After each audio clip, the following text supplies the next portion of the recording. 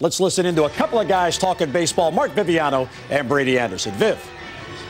Thank you, Jim. Well, the Orioles come into this game looking to salvage one at Fenway, Brady, and they face a guy who, I don't know, if you're struggling a little bit, I don't know if you want to face a knuckleballer. You did 44 times in your career. You pointed that out. Yeah. My 182 average. What are these guys going to see from Tim Wakefield? Well, with knuckleballers, a common saying is if it's high, let it fly. If it's low, let it go. I never found it to be quite that simple. Wakefield's been along for a long time for a reason. He actually has two different types of knuckleballs. He has one that he'll get over early in the count, and he has one that fades to the right. And when he gets two strikes, he has a harder one that he puts hitters away with that has a sharp break downward. So with hitters that he doesn't think can hurt him, doesn't think can go deep, he'll rather throw a fastball. You know, he has a very basic fastball, 80 miles an hour and straight. He'll throw that more often to hitters that he don't think can go over the monster against him. More singles hitters, he'll throw a fastball and curveball rather than walk him. Very difficult. Real test of hitting. Something you never see. Bizarre. Can't practice. Can't prepare for it. Just, you know, it doesn't even seem like baseball. Well, let's talk about a pitcher who has a more conventional style. He's young. He has 13 major league starts. You saw him here last night. Brian Mattis of the Orioles. Give me the hitter's view of what you see from a guy like Brian Mattis. Well, he's left-handed. He throws in the 90s.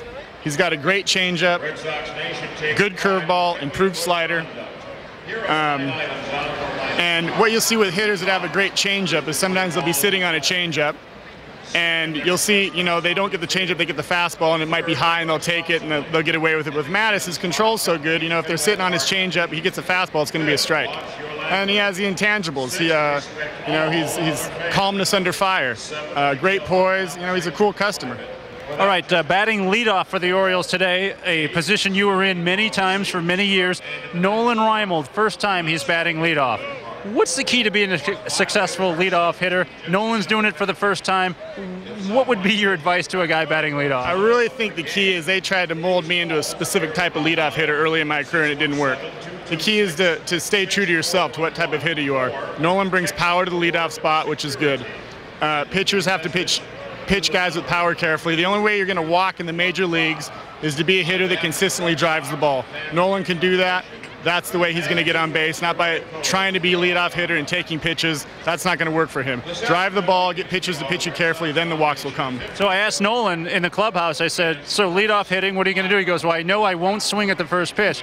Is that not true? I mean, you got to know what you're doing, right? Keep him honest. You know, Brian will tell you, Brian takes sometimes, that you can't just go up there and methodically take the first pitch. You know, they know. You'll be, in this league, you'll be behind 0-1. You got to keep him honest. I was known to swing at the first pitch a lot, but I also got a lot of walks. The good leadoff hitters, the ones with power, will swing at the first pitch strike, because, like I said, you're not gonna keep your bat on your shoulder and walk in this league. They know that. They're gonna throw strikes to the guys that take, and they're gonna be careful with the guys that can drive the ball.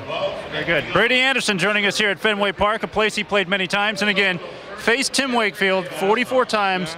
182 average, but you own Clemens and Cohen, so you got that going for you. I wouldn't say I owned him. I did all right. Knuckleballer, we'll see how it works out. Here's a guy who knows a lot about it. We'll send it back to you guys now in the studio. All right, Viv, thanks very much.